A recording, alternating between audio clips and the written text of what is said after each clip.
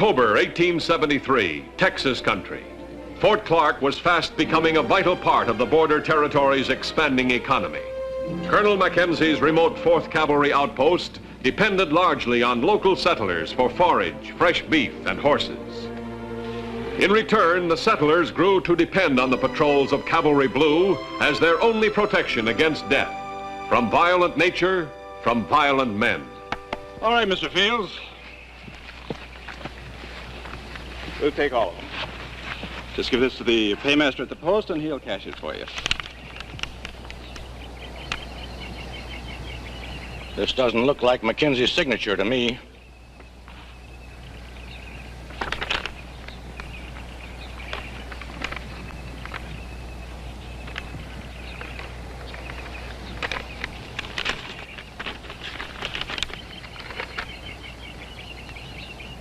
This requisition you gave me is a forgery.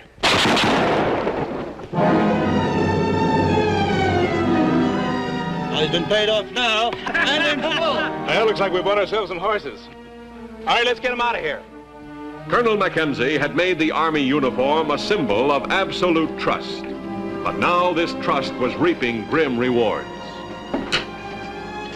Colonel, Josh Benson is in your office waiting for you. He's been there for half an hour. What's his business? I don't know, sir, but he's all steamed up. I imagine he is. Huh. Mr. Benson? Colonel Mackenzie, What can I do for you, sir? may I be frank, Colonel? Certainly. I will put it to you simply, Colonel. You are an inefficient commander. More killings done by men in Army uniform, I gather. More killing by your troopers, Colonel. That's a very serious accusation.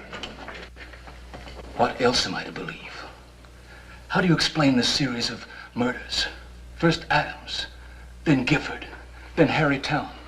You know them all as well as I do. And the only single fact to come out of it all is that the attacks were made by soldiers. All right. I admit that everything you say is true, excepting those were not my men. Are you prepared to prove that, Colonel? How do you mean? I speak for 30 families. Families who are still alive, who have not yet been attacked. This group has sent me here to tell you this, beginning now. Keep your patrols away from us. We are prepared to shoot anyone in uniform and ask questions later. Give me no choice, Mr. Benson. You must be aware that my orders to this fort oblige me to protect the peace. To do that, I depend on my patrols. Now you're threatening those patrols with death. You're courting disaster, Mr. Benson. Perhaps. But until these assassins in uniform are dead, we must protect our lives. Good day, Colonel. Good day, sir.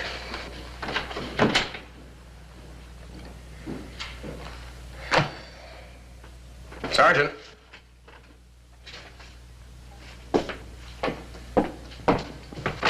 Sergeant. Sir? Order out another patrol.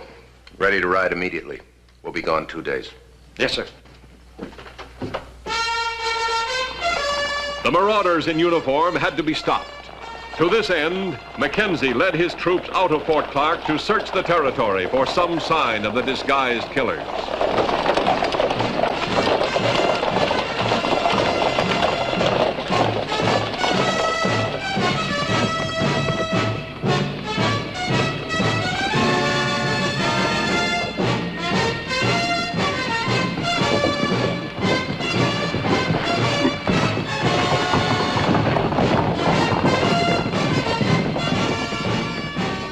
He found what he was looking for, more ruthless attacks on helpless ranchers. Hysteria was so great that every soldier was in danger of being shot on sight by frightened civilians, unable to detect protector from assassin.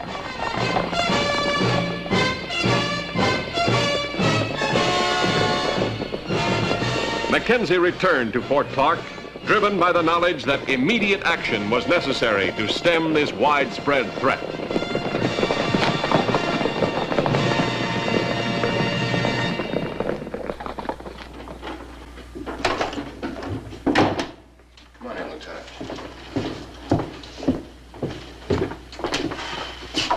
Any luck, sir? afraid this requires a little more than luck. Here, I got enough sand in my eyes to fill a bucket. I'll get the sergeant to hustle up some hot water. Oh, later. Lieutenant, everywhere I went, stories of men in uniform committing every crime in the book. Lots of them. Deserters, sir? Can't be. There aren't that many in this territory. Can't be regulars. There are not that many men out on pass. Sounds like the Jayhawkers during the war. Exactly. Professionals. We've got to break up this gang before they get more uniforms, or they'll terrorize this whole territory the way they did Kansas and Missouri. Take a look. Adair's Horse Ranch. Paso Mine. Stageway Station. Hacienda Quintera. We got there an hour after they hit the place. Before that, here and here. Like scattered buckshot. Exactly. Buckshot has a pattern like that, arcing from the muzzle. Prieto. The gun muzzle pointing right into the heart of our territory. I don't know what we're going to find there, Lieutenant, but that's where we're going to start looking. Across the river. Across the river, sir? Tell me, Lieutenant, you ever hear of a man named Nolan? Amos Nolan. I don't think so, sir. Well, he's a scout, kind of a no-good drifter. I want you to meet him 3 weeks from today on our side of Devil Horn Ford. If my plan works out, I think he'll come out of Prieto with exactly the information we want. Can this, Nolan fellow be trusted, sir? I've often trusted him with my life. That's strange. I thought I knew them all. When you're in the Army a little longer, Lieutenant, you'll find out that you never know it all. Every day, something new. Yes, sir.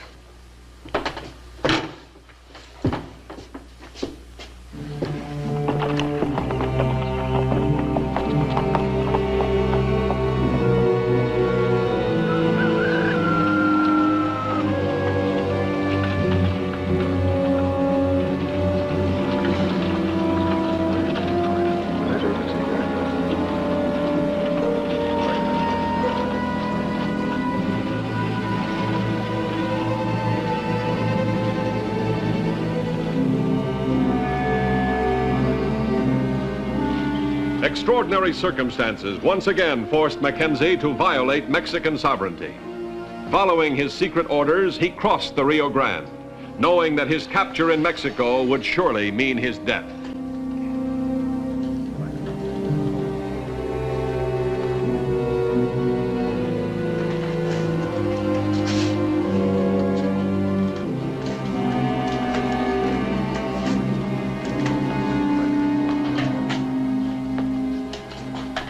Are you alone?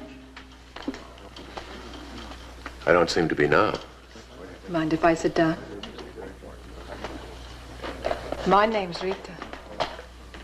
What are you? Drifter? Saddle tramp? My name's Amos Nolan.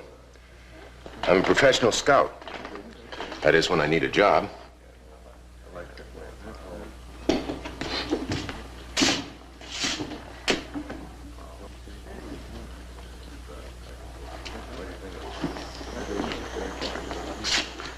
Andale. Fentanyl.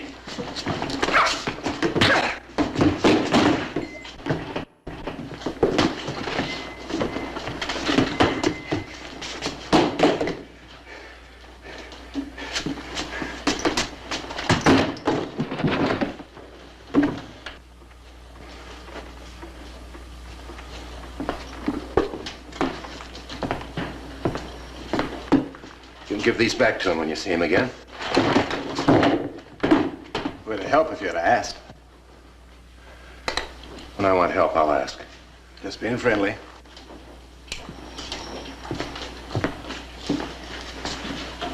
Well, you next? No thanks. I just want to say a man who handles himself like you do could find some work around here. Man that's got angles doesn't need a job. Fair enough. You're a scout. I can smell them a mile away. I suppose that getting paid for leading freighters into Fort Clark is your idea of an angle. You suppose right, mister? With me, that's a job. It's a job with angles. That's a fancy gun belt you're wearing. Yeah. A friend of mine makes them. Suppose he'd make one for me? Depends. On an angle? Sometimes a scout's information is worth a lot of money. Uh-huh. Well, like I told your friends, when I need help, I'll ask for it. Any idea when that'll be? Depends on how long my money holds out. The slow action around here, that'll probably be 2 or 3 weeks. I'm going back to the fort. You don't expect to find any action there? Maybe. Maybe not. Well, if you hear anything, I'll be here.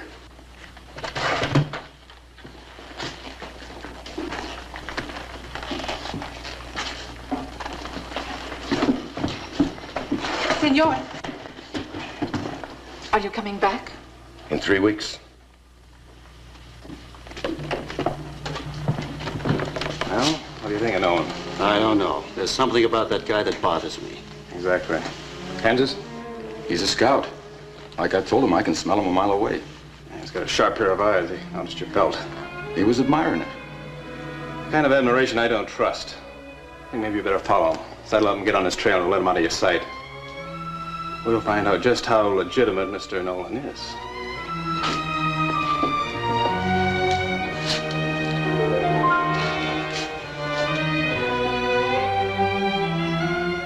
May 17th, 1875.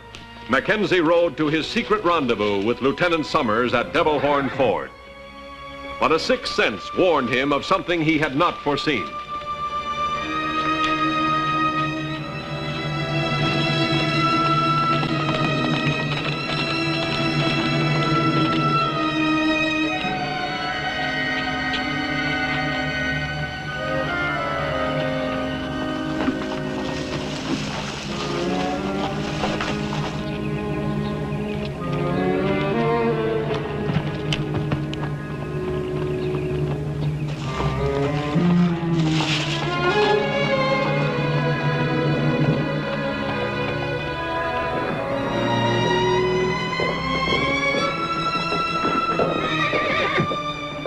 A few hundred yards across the river, Lieutenant Summers waited for Scout Amos Nolan.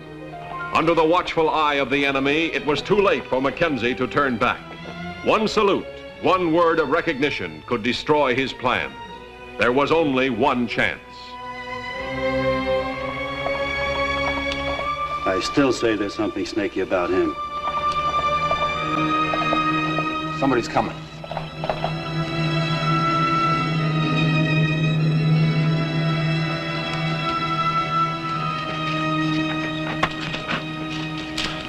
Don't shoot! What?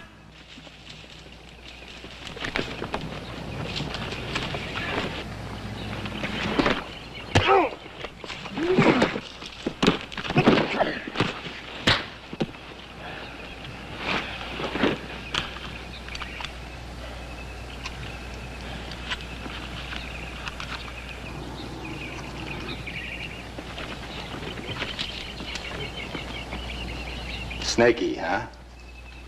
That saddle tramp would murder his grandmother for a plugged dollar.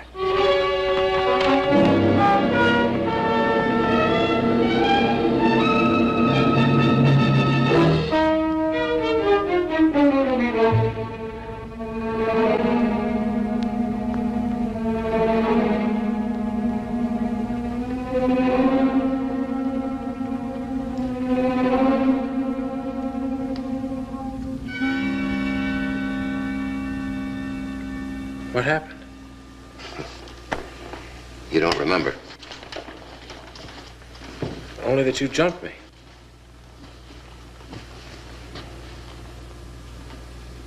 My watch. And your wallet. I'm sorry, Mark. I had everything set up, but they got suspicious and followed me, so I had to make it look good. When you found them? I think so. The next step is to make sure. Yes, sir. Now, look. We've got 3 weeks. 3 weeks. I want every second to count. Yes, sir. First, you know where we can get a Conestoga wagon? A Conestoga wagon? A Conestoga. Yes, sir. I think so, sir. Get it. Yes, Get sir. it. And have the carpenters start taking it apart immediately. Yes, sir. Another thing, Lieutenant. I want 5 men trained to hip shoot the eye out of a squirrel in the middle of a somersault. Sir? After 2 weeks of long-range practice, give each of these men a week's furlough so his absence won't be noticed. You got that? Yes, sir. I may be wrong, Mark, but I think they're going to attack in here again. They're going to attack an Army freight wagon coming in secretly with something they need more than guns and bullets. A wagon load of Army uniforms. Well, how are they going to find out, sir? From Amos Nolan. For a price. Get going, Lieutenant. Yes, sir.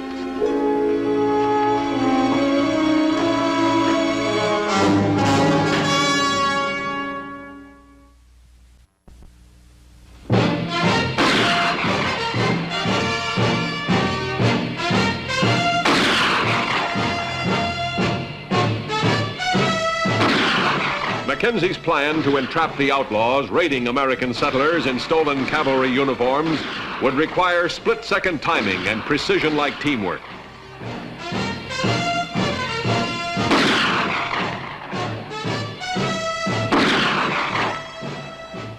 That's as sharp a squad as I've ever seen, Colonel. They'll have to be. Keep at it, Lieutenant. See you back at the fort. Yes, sir.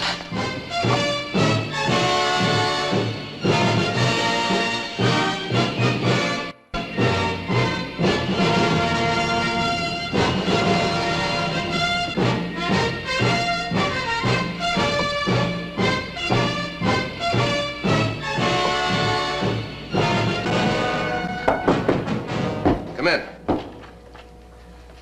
Lieutenant. You sent for me, sir? Yes. I'm leaving now. I want to go over with you once again exactly what I expect of you. Yes, sir. Now remember, the whole operation depends on split-second timing. In the first place, I'm counting on their buying my information about that wagon and setting out for you. Yes, sir. So you see, you'll really be on your own, because I probably won't be able to get back to you in time. I understand, sir. Now, if everything goes according to plan, you'll be escorting that wagon, and they'll attack you. Yes, sir. That's when we use surprise. Don't let them get too close. When you do open fire, shoot to kill. Every shot must take deadly effect. It'll seem strange shooting at cavalrymen, sir. I know. Lieutenant, the whole success of this mission depends on you. It depends on your following your orders straight down the line. Yes, sir. I understand, sir. Oh, and Lieutenant, good luck. Good luck to you, Colonel.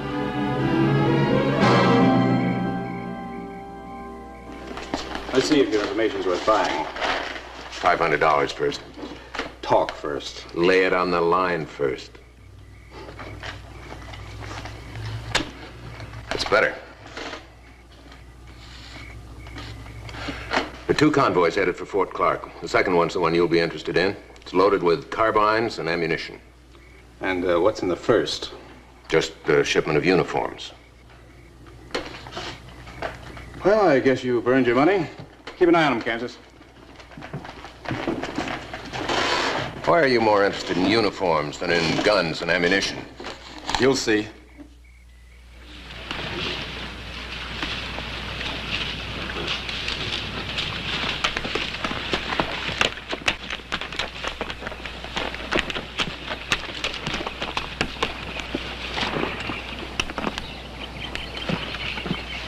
Well, that's why you wanted the uniforms.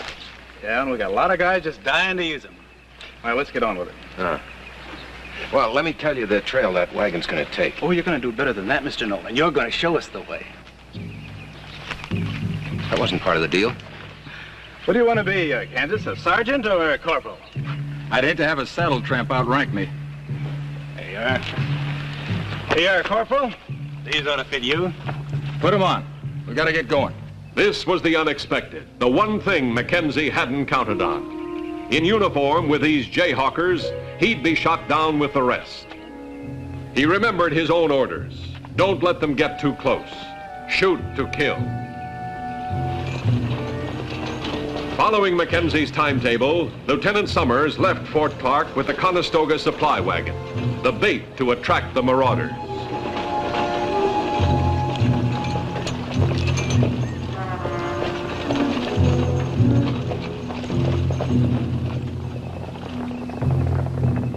Lieutenant Summers knew this had to be the disguised renegade patrol. Mackenzie had done his job well.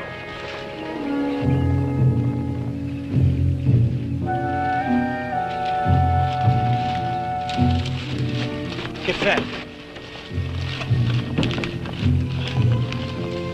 Now remember, keep a steady course and move when I call for action. Yes, sir. Move out. Get up. Get up now.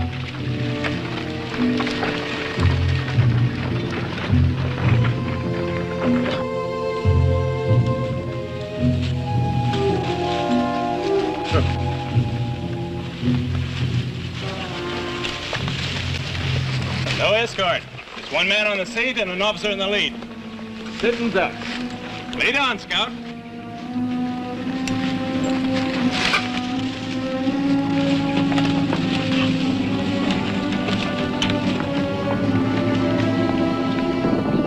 Mackenzie's voice kept mocking him. They'll be in cavalry uniforms. Don't let them get too close.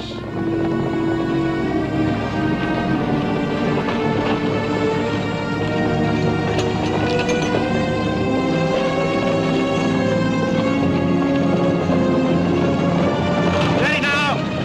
Let him get too close.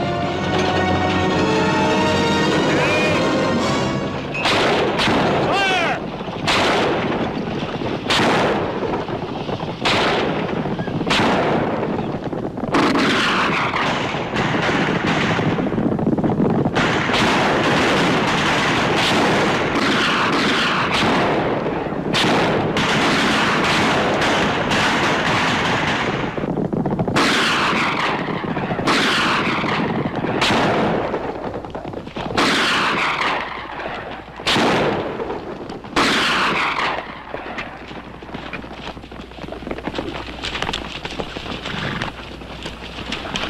We almost shot you, sir. I'm aware of that, Lieutenant. You followed your orders explicitly. Permit me to congratulate you. Thank you, sir.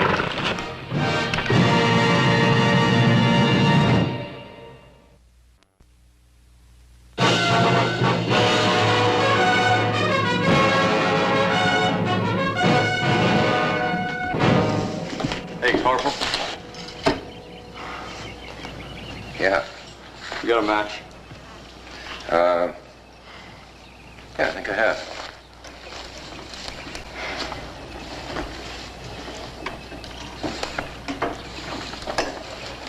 Thanks.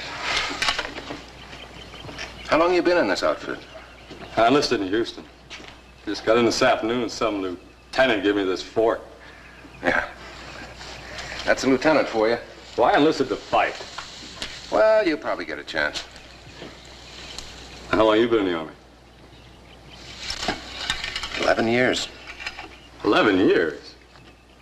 And still only a corporal? Must be the stupidest man in the outfit. Sometimes I'm inclined to agree with you. Watch out, Corporal. You're gonna get lieutenant. Colonel Mackenzie, the platoon is ready for inspection, sir. What's the matter with you, Private? Oh, it's just the excitement, I think.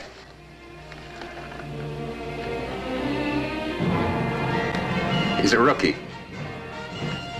He'll be all right.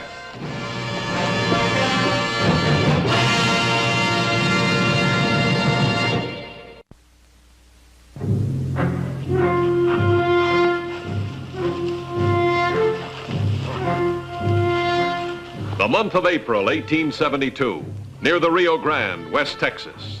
The same old story repeating itself, frustrating, maddening Ranald Mackenzie and his 4th Cavalry. For although Mackenzie had established sacred treaties with most of the Indian leaders, still small, unauthorized bands of marauders all too frequently darted into the United States, terrorizing American settlers, burning, stealing, then darted back across the river into Mexico, safe from the American military.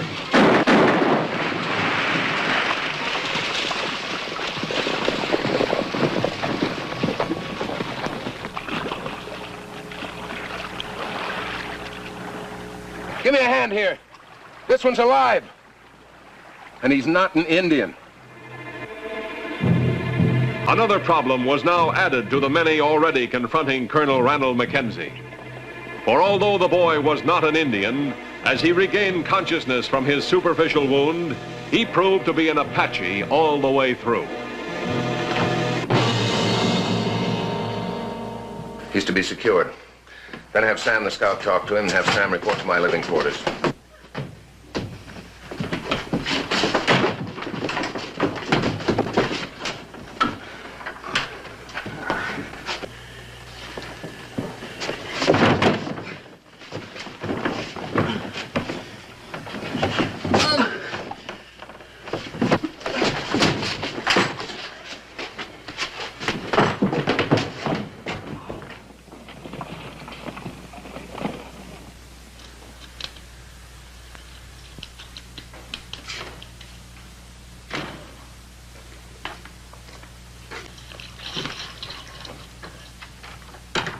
Finally got him locked up. How's his wound? Not much. Not as bad as McCullough's. What happened to McCullough? Our Injun bit a chunk out of his hand. He's a regular rattlesnake. He's an Apache. He's no more Indian than you are, Colonel. Yeah? Maybe not. He's still an Apache. Has he talked yet? When he's not biting people, all he'll say is his name is Warknife. He's the son of Chief Burning Grass, Colonel. Burning Grass? But I've got a treaty with Chief Burning Grass. A treaty of friendship. The old man wouldn't break it. That wasn't the old man, Colonel. That was his adopted son. Probably got a few young bucks together just for devilment and to prove that they're grown-up men now. Now what have I got myself into? What do I do? Hang the chief's son? That'll certainly help to pacify the area. Or maybe I force him onto a reservation where he can weave baskets. How old would you say that kid is? 14, maybe? I know who he is, Colonel. Before you were stationed at Fort Clark, there was an Apache raid on the Benton place. Killed the Bentons and 2 hands. Stole a year-old baby. How long ago was that? 13 years ago. I see. So, it would appear that our Apache might possibly be a Benton. Appears to add up like it. Benton's brother Abner came out from the east last year and took over the place. He and Mrs. Benton could be this kid's aunt and uncle. But that kid's an Apache. He's been raised an Apache's son, and he's proud of it. How are we going to persuade him now that he's a Benton? And how are the Bentons going to persuade him that he's just a farm boy? Be quite a scandal in the territory if you were to treat him like an Injun. Flesh and blood, you know. Lieutenant Sanders. Yes, sir? Please take a detail to the Benton place. Present my compliments to Mr. and Mrs. Benton. Tell them I'd consider it a favor if they'd come to my office as soon as they can. Yes, sir. Sometimes I wonder why you fellows take up soldiering. Just seems you can never win. What's in your mind, Colonel? I was just thinking about Chief Burning Grass. Right at this moment down there below the Rio Grande. He's lost a son. I wonder what he's going to do about it. If I know the Apaches, tomorrow he'll be moving. Tonight he'll be praying.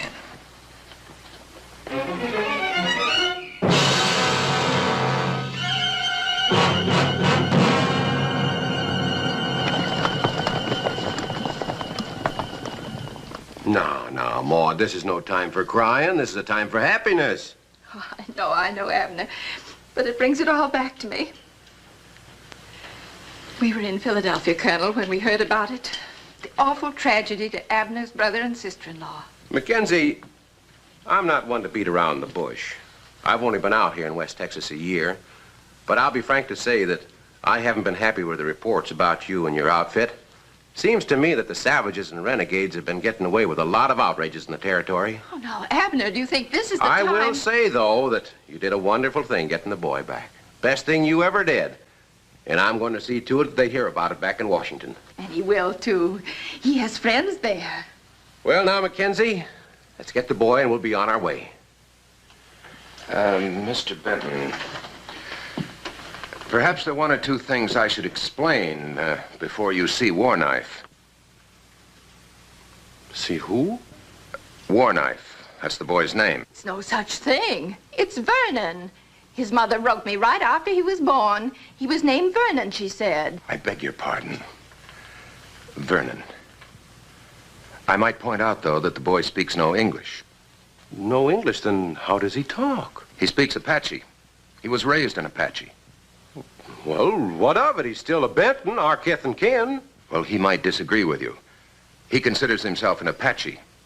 And the Apaches are a very fierce, very proud, very noble nation. What a thing for an American soldier to say. Yes. What are you suggesting, Mackenzie? I'm suggesting, sir, that it might be better to leave the boy in my custody until the proper authorities decide what's best to do with him. Now, you look here, Mr. High and Mighty Soldier. Where that boy is concerned, I am the proper authority, and don't you forget it. Begging your pardon, Mr. Benton. I'll decide what's best to do with him, and that's to take him home with his auntie and his uncle where he belongs. Now, where is he? At the moment, he's in the post jail. Jail? See here, soldier. There's law in this territory. My nephew is not an Indian. He's a free American citizen. And you're holding him against his will and against mine. Now, do you take me to him pronto? Or do I swear out a warrant for your arrest? Please accompany me. Lieutenant. Yes, sir. I'll need Sam to translate for me. Right away, sir.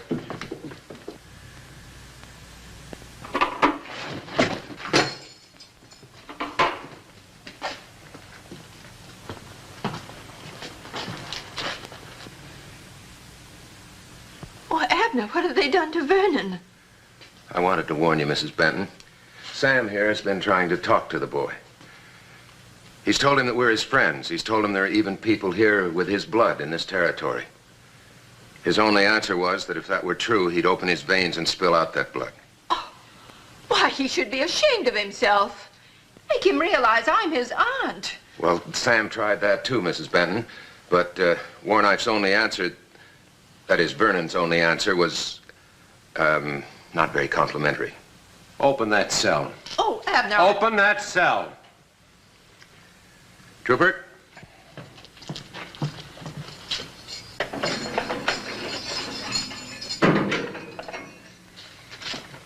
Now, Warknife.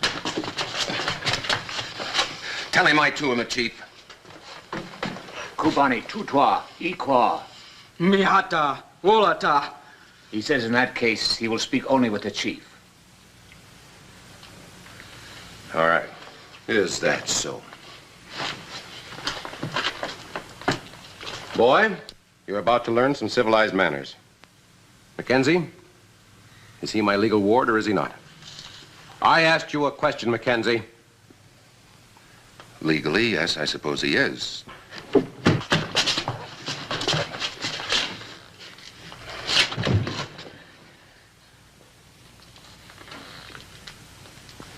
I'm sorry, boy. I've got to teach you not to talk to your auntie that way. I've got to teach you to have some respect for your elders. I'm sorry, boy. Mackenzie, I'm taking my nephew out of this jail. Now, I'm expecting you to give me some help to get him safely to my ranch. Trooper, have the sergeant call out a detail. Tell him to escort Mr. and Mrs. Benton and their nephew to the Benton Ranch. Remain there until further orders. Good evening to you, sir. Good evening, madam.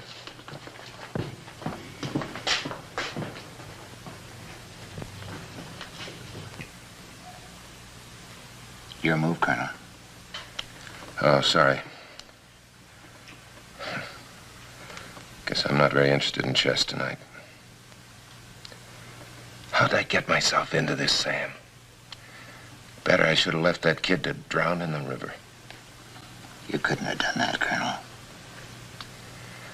War knife, a farm boy. Not for long. No, not for long. By tomorrow, the whole Apache nation will know about this. Old Chief Burning Grass will be up here to get his son back. One way or the other. I can't keep a detail on that Benton place forever, but the minute I draw those troopers off, there'll be another massacre. The minute I... Sam. Chief Burning Grass, do you know where to find him? He'll be on the Mexican side of the river. Can you find him tonight? I can try.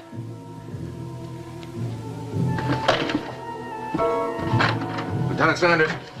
What you got in mind? Tell you in a minute. Yes, sir. Lieutenant, please order out a patrol immediately. 60 men. See that 4 of my raiders are sprinkled among them. We'll leave in 10 minutes and we'll ride till dawn. Yes, sir. Now, when the raiders are separated from the main body of troops, it'll be for the purpose of riding south. Pay no attention to any other orders I may give. The raiders will ride south. Yes, sir. And see that each raider carries either a bandana or a neckerchief. Yes, sir. Is that all, sir? No. Order those troopers away from the Benton place. I beg your pardon, sir. Away from the Benton place? You heard me, Lieutenant. Yes, sir.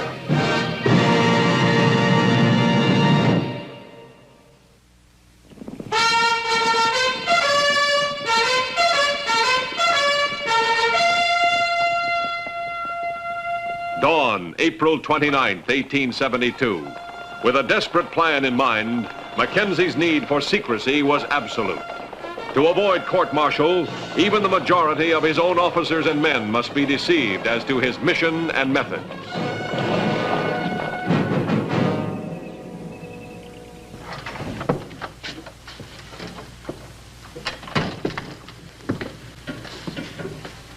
Any change?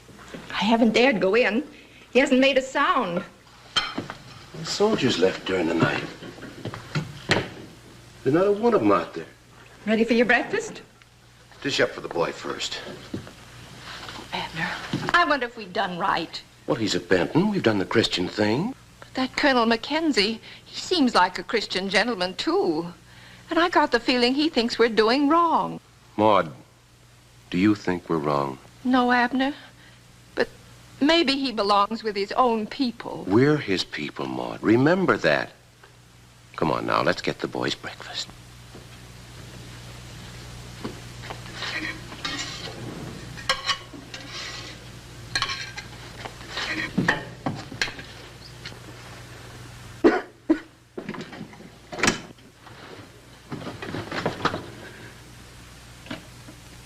Boy, there you are. I brought you something to eat. I told you you'd feel better in those clothes. They look much better, too. Your auntie cooked you up a good breakfast. You'll feel better with something solid between your ribs. How many grits? Steak? Eggs? Hope you like hominy grits. We leave him alone with it, Maud. Remember, he's still strange with us.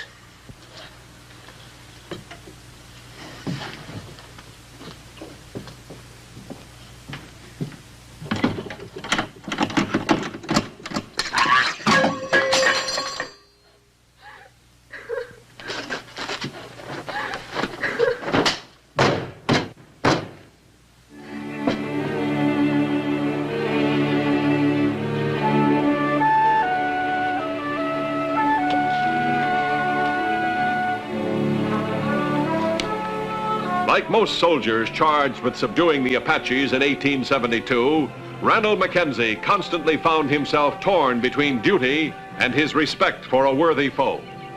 Now, in a dilemma caused mainly by his own vigilance, Mackenzie was forced to take desperate measures to extricate himself.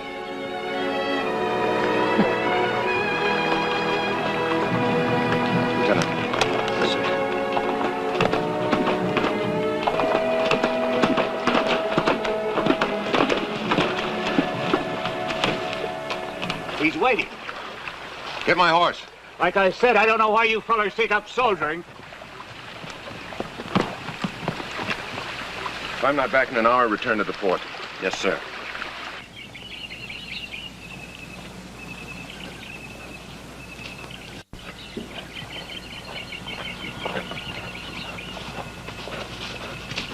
Burning Grass is here. Mackenzie will come no closer. Mackenzie is content. You have brought much sorrow to my people. And you have brought much sorrow to my people, Chief Burning Grass. But I have not stolen Mackenzie's son. I am here that we may speak of your son, as one chief to another. Then speak, Chief Mackenzie. I never feel right about letting the old man go off alone like that. You have a son, Lieutenant? Yeah.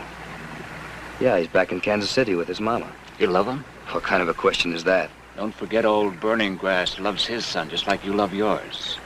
And he'll do just about anything to get him back. It is right that the father, not strangers, should chide the son. As always, Chief Burning Grass speaks words of great wisdom. Very well, Chief Mackenzie. I agree to what you propose. My people will leave what you require there where you stand. And I have the word of Burning Grass as a mighty chief that his warriors will not ride until Mackenzie returns. My word is given. Chief Burning Grass will not regret this. Chief Burning Grass hopes that when next we meet, it shall be as friends again. That is what Chief Mackenzie and his people desire.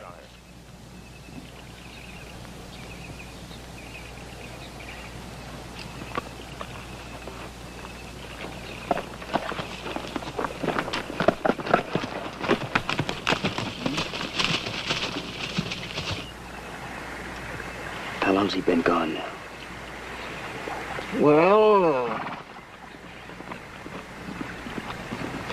Listen.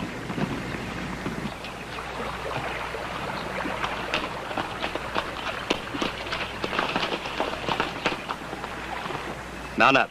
Bring my horse.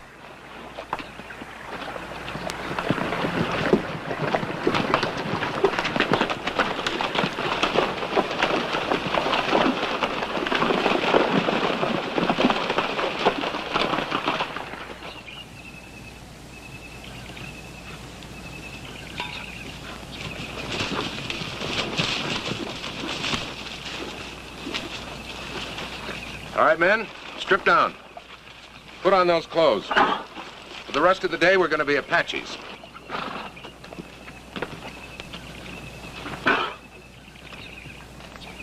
Lieutenant, have a couple of the men cut some horses' mane. Ought to work pretty well as Apache wigs.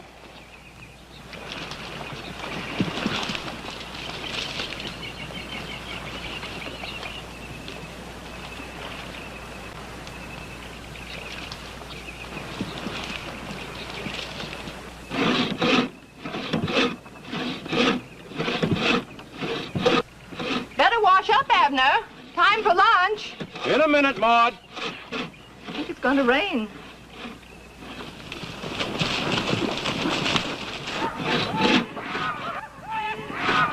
Get the rifle, Maud!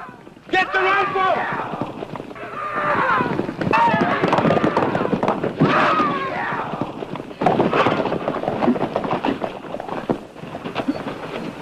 Abner! Are you all right?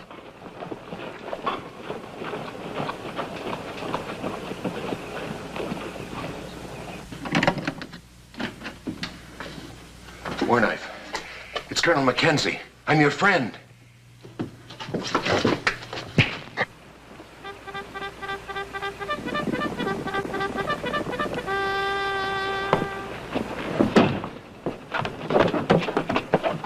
It's an unscheduled patrol, sir. Your own troopers. Now you have got a scandal. They got to catch me first.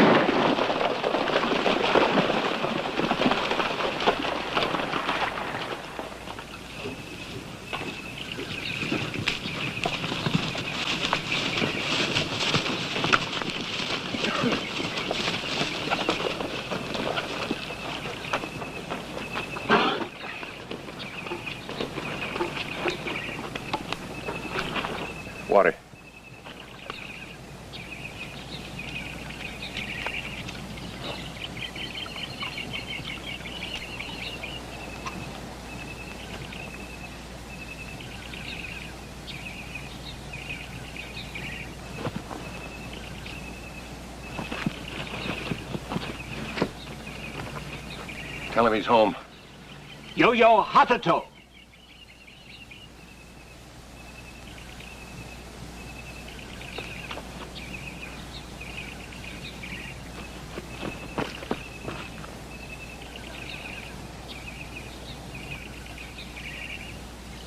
Tubanipa, Tuhoto, Achila. He says he'll speak well of you to his father, Chief Burning Glass. Tell him he is too kind. Wulatita, Buragi.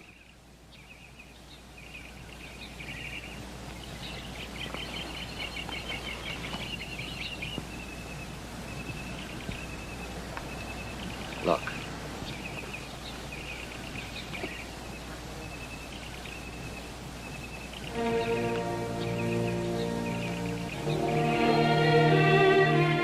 All right, Sam. Take a look back up at the river, see if those bluebellies have left yet.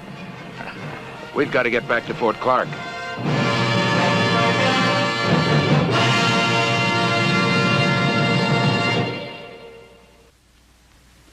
He said he was on a training patrol, sir, when he happened to pass the Benton place. They chased the Apaches as far as the river, but they got across safely. With war knife. Uh-huh. Lieutenant, give that patrol extra duty. Pretty soon we've got to start outrunning these Indians for a change. Yes, sir. That's all, Lieutenant. Yes, sir.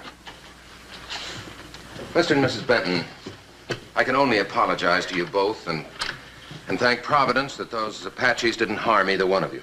I just can't understand it. Also, sir, I won't blame you for any charges you wish to prefer against me. Just a minute, Colonel. I know you feel that you should go and get the boy back. Well, don't. Don't? And let these savages get away with it? I know, but Maud and me, we talked it over, and, well, it seems to us that he's better off right where he is. With his own people. But what will Washington say? Well, don't you worry about Washington. I won't say a word to them. Colonel, the less said about the whole thing, the better. Thank you, Mr. Benton. Thank you very much, sir. You're too kind.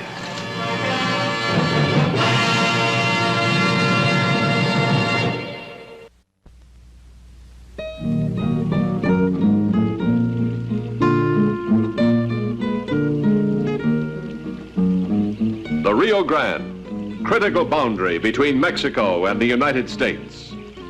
The morning of September 7th, 1873, Emiliano Lopez, personal representative of the Mexican president, bound for Washington. His mission of the utmost importance.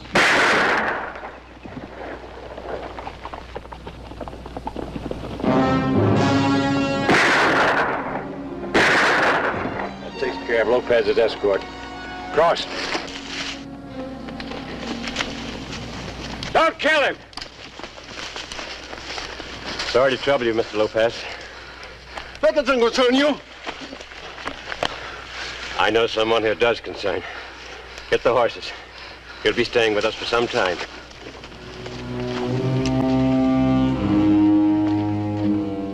Despite every precaution, the emissary's route had been revealed. And for Colonel Randall Mackenzie, who waited to escort the emissary to San Antonio, this treachery was to have far-reaching consequences. Having waited long beyond the appointed time, Mackenzie finally crossed into Mexico. His purpose, find Emiliano Lopez. His orders, secret. The risk, court-martial or death.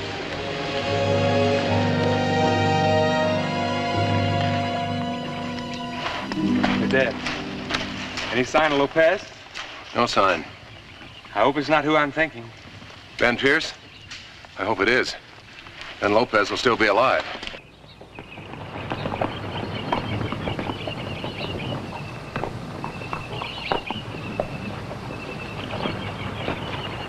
They didn't waste any time crossing back to the States.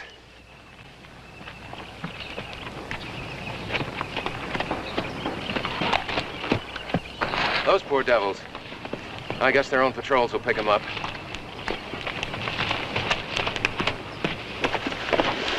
Now they're under your jurisdiction. Ben Pierce has been under my jurisdiction for some time.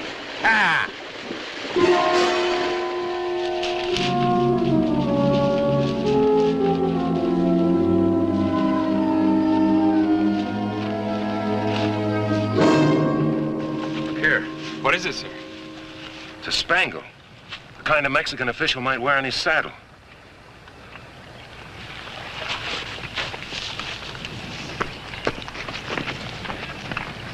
There are fresh tracks in both directions. Which way did they go? Look there.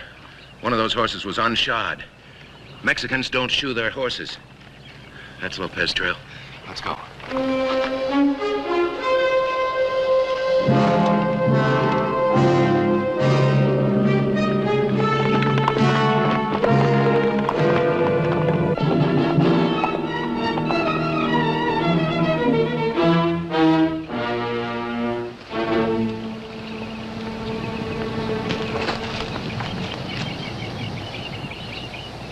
See the spangles on that white horse? I count 7 horses.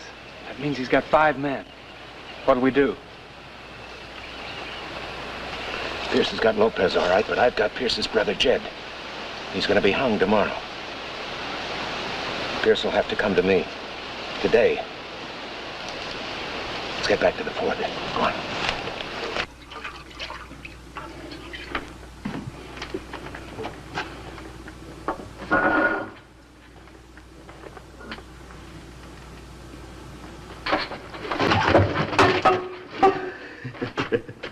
We don't want you to die, Your Excellency. Do you think he'll change Mackenzie's mind, Mr. Pierce? Don't let his look fool you, Lane. He's a very important man to Mackenzie and the United States. Very few people in Mexico are our country near your journey. I bought a very important official. Bought, senor? Bought. The route you traveled cost me several $100s. Well worth it. You must realize you are getting involved in an international situation. It's the other way around. You got yourself involved in a local mess with me and a tough colonel. You're dealing with Colonel Mackenzie means nothing to me. My mission is vital. That's just what I'm betting on. That your mission puts enough pressure on Mackenzie's shoulders to save my brother from a rope. You offend law and order, senor. Is my behavior so different than your overthrow of Maximilian? Maximilian was a dictator. My brother and I ran this country until Mackenzie moved in. Mackenzie and I can't exist together. How soon will you know? Sometime today. Do you realize any delay might be disastrous for Mexico? I'm sorry, senor. That's your problem. For the time being, you're working for me. Take good care of him while I'm gone. If I'm not back by sundown, kill him. My apologies, senor.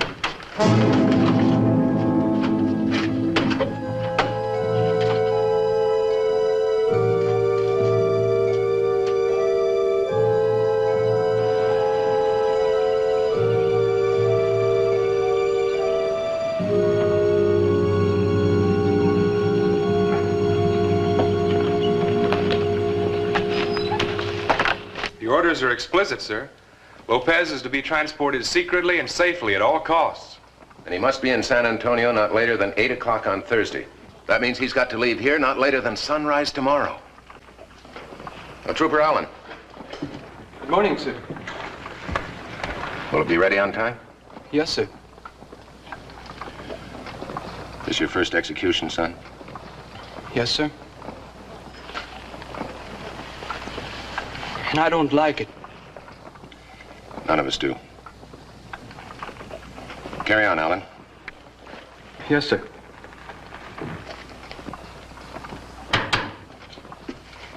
Come in. Pardon me, sir. Ben Pierce is here. He wishes to speak to the colonel. Show him in. I'll see him alone.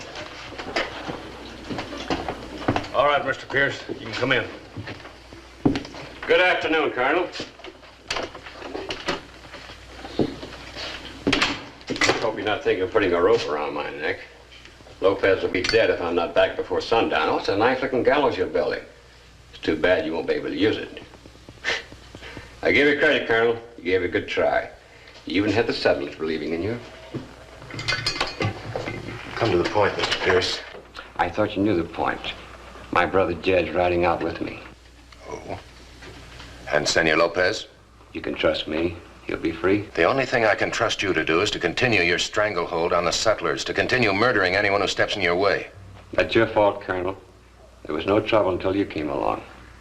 They gave me everything I wanted, gladly. Fact remains, I'm holding your brother. He's no more in jail than you are. I raised Jed from a kid like a son. You think I'd let him end up this way? You raised him to be a murderer. This is the way murderers end. Not Jed, Colonel. You see, I know how important Lopez is.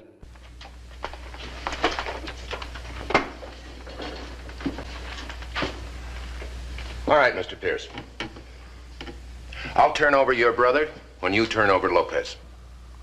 You know I won't do that. If that's what you're asking me to do. You have no choice.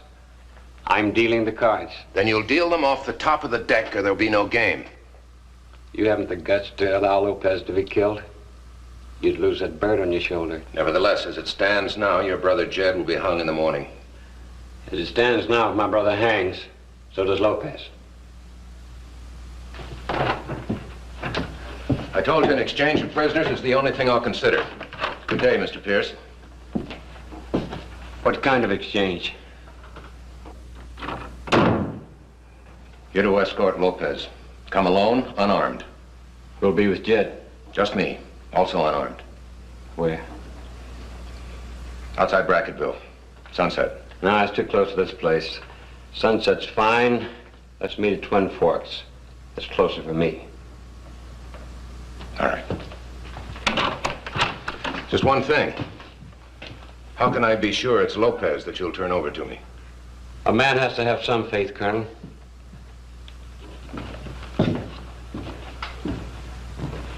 Lieutenant. Yes, sir. Close the door.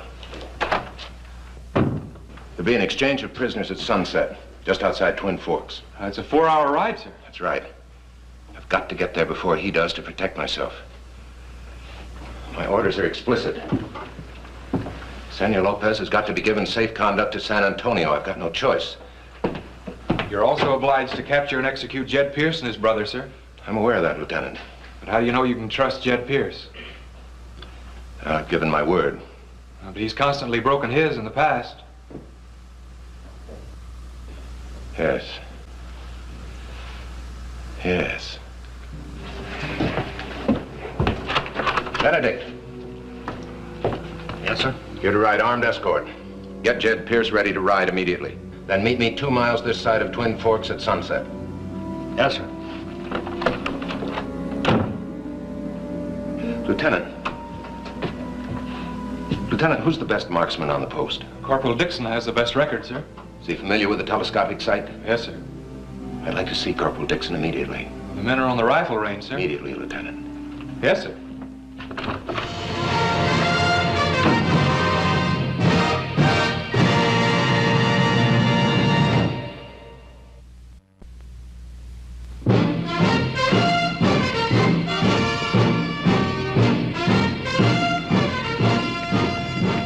Mackenzie now faced his first great dilemma at Fort Clark. His orders were to bring peace to the area and at the same time deliver the Mexican emissary to Austin the following night. In order to fulfill these conflicting orders, Mackenzie realized that time was his key factor. Time to beat Ben Pierce to the exchange spot. In order to do it, he had to perform the impossible. Corporal Dixon's waiting outside, sir. This is his latest handiwork. Let me see. Yeah. He'll have to be at least this accurate. Benedict left with Jed Pierce 5 minutes ago, sir. Have Dixon come in. Corporal Dixon? Yes, sir. Corporal Dixon reporting, sir. Be with you in a minute, Corporal. Lieutenant, have 2 of our fastest horses prepared. Yes, sir. Oh, stand easy, Corporal. You ever witnessed an exchange of prisoners? Yes, sir. Think you understand the procedure? I think so, sir. The one I saw went according to the book. Well, I'm going to ask you to join me in one that may not go according to the book. Give me a hand with these boots. Yes, sir. I understand you're my best marksman. Thank you, sir. You familiar with the telescopic sight? Yes, sir. I'm exchanging a prisoner for a Mexican official at Twin Fork at sunset. Yes, sir. Now, it may all go according to the book, in which case your orders are specifically to do nothing. You understand that now, Corporal? If it goes according to the book, you're to do nothing. Yes, sir. However, there may be some treachery. In that case, your job is to protect that Mexican official at all costs. That Mexican official must be unharmed. There's no way to change that order. You understand? I understand, sir. Now, it may be that you'll see a pistol at Senor Lopez's head, in which case that pistol is to be your target. The pistol, sir? Exactly. If you shoot at the man holding the pistol, it might possibly go off. Senor Lopez is to be protected at all costs. I understand, sir. You've got to be at least as accurate as this. You think you can do it? Yes, sir. Good boy. All right. We leave immediately. No extra gear, no sabers, no weight. We travel as light as possible. Wear moccasins. Corporal, you're going to ride as you've never ridden before in your life. It's imperative that we get there before anybody else. Yes, sir. That's all. Lieutenant? Yes, sir. Horses ready? Yes, sir. Dixon already has his orders. It's going to be forced ride the whole way. Yes, sir. September 7th, 1873, early afternoon. Colonel Mackenzie and Corporal Dixon rode against a deadline. Their destination, Twin Forks. Their purpose, to arrive before sunset to guard against possible treachery by Ben Pierce during the prisoner exchange.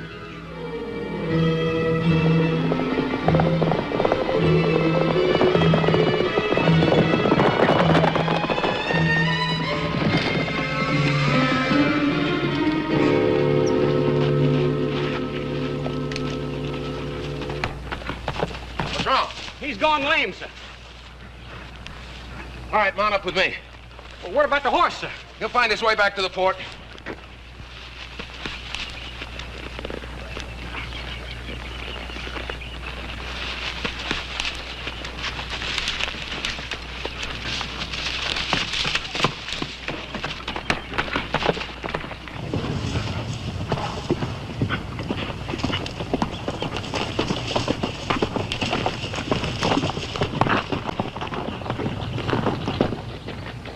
We'll never get there in time, sir. We'll get a fresh horse at Becker's.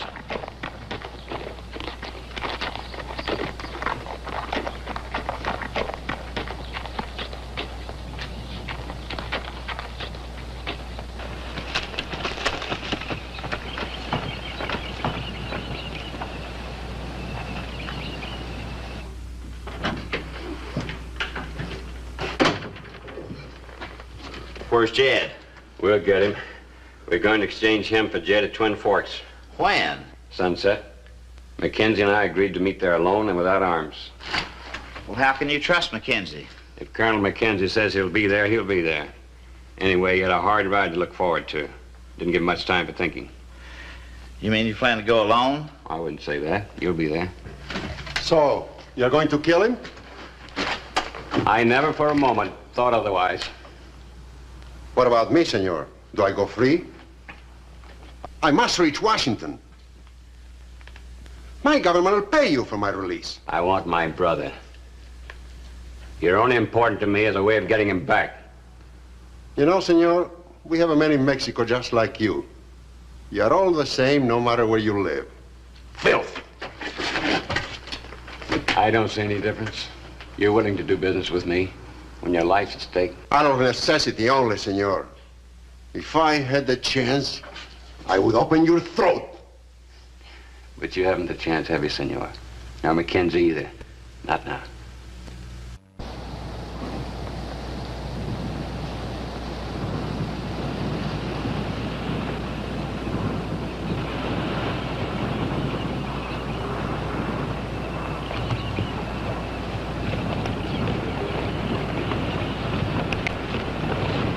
Mr. Becker. Hi, Colonel. You sure look mighty beat up. What's up? I haven't got time to explain. We need a new horse. You want to borrow my horse so he can run him like you run him, eh? I ain't that rich, Colonel. We'll give you good money for him. Yeah, let me see. I'm not carrying any money with me. You'll have to take my word for it. I'm afraid you'll have to look someplace else, Colonel. I don't know you long enough to cotton to that sort of deal. Corporal, saddle that horse. Yes, sir. Now, look here. I'm sorry, Mr. Becker. You'll have to take my word for it. You've got no choice.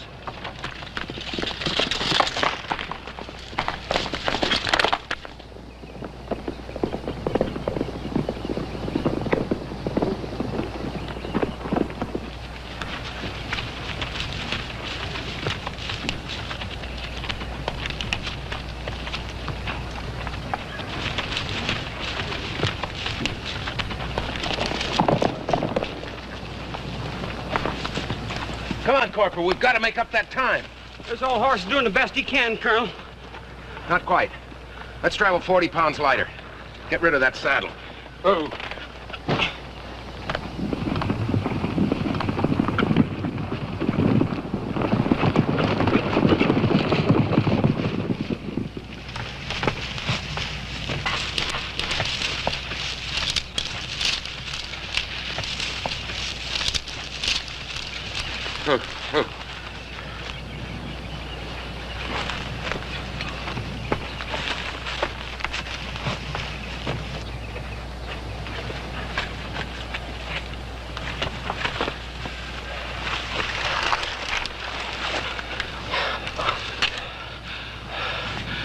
We made it, Colonel. Yeah.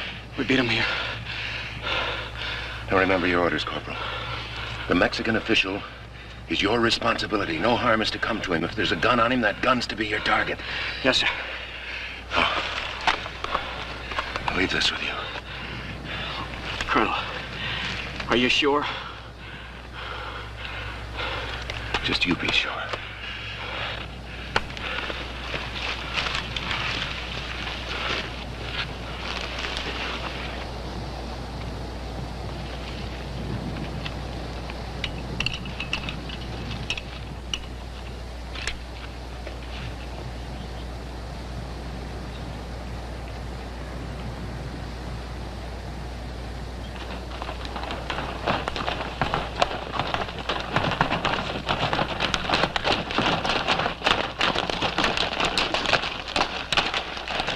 Looks awful quiet up there, Mr. Pierce. Yeah, I got the car stacked on my side this time. Come up under cover after Jed and McKenzie get there.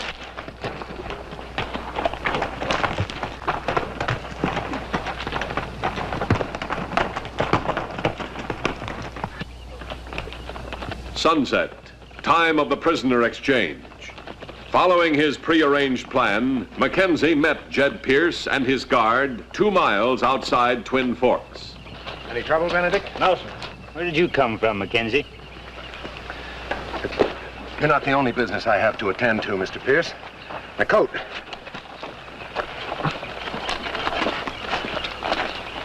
What's that get up for? Giving his change according to regulations. That's the regular uniform.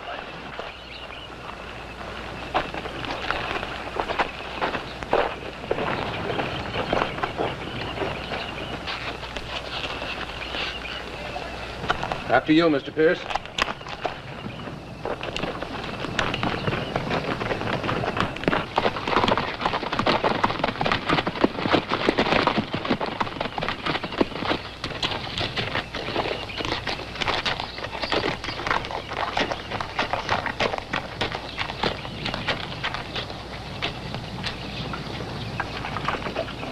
Just take it nice and quiet.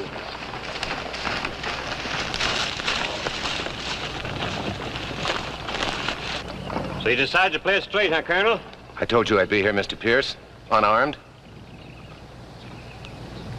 Yo soy Coronel Mackenzie. ¿Es usted el emisario de Benito Juárez? Sí, coronel. Mi nombre es Emiliano López, miembro de la oficina personal del presidente Juárez. All right, Mr. Pierce, I'm satisfied. Turn Jed over, Mackenzie. Follow me, Senor Lopez. Lane!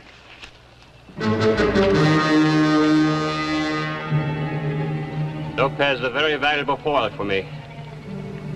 Now I can get you out of my hair once and for all.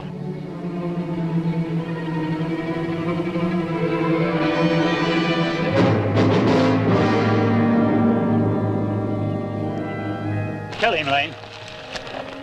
At least let Lopez go. I can't afford to. I can't afford to have anyone live and tell about this.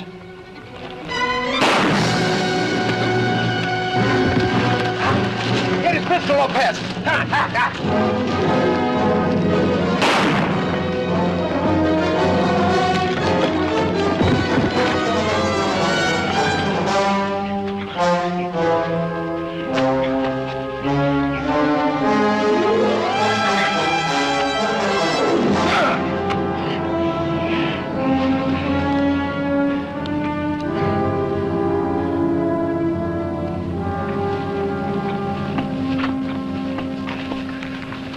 can add another strike, Corporal.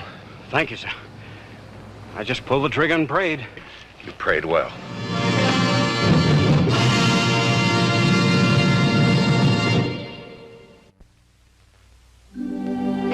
Sir? Yes, Lieutenant. A couple of settlers are waiting outside the gate. Pierce killed their kin. They've requested permission to witness the execution. Request denied. This is the first victory for peace in the area. They felt they had a right to share it with you. They can share in the benefits. Yes, sir. Now, Lieutenant, if you would accompany Senor Lopez. If I may, sir. Yes? Why did you want to wear your dress uniform at the exchange yesterday?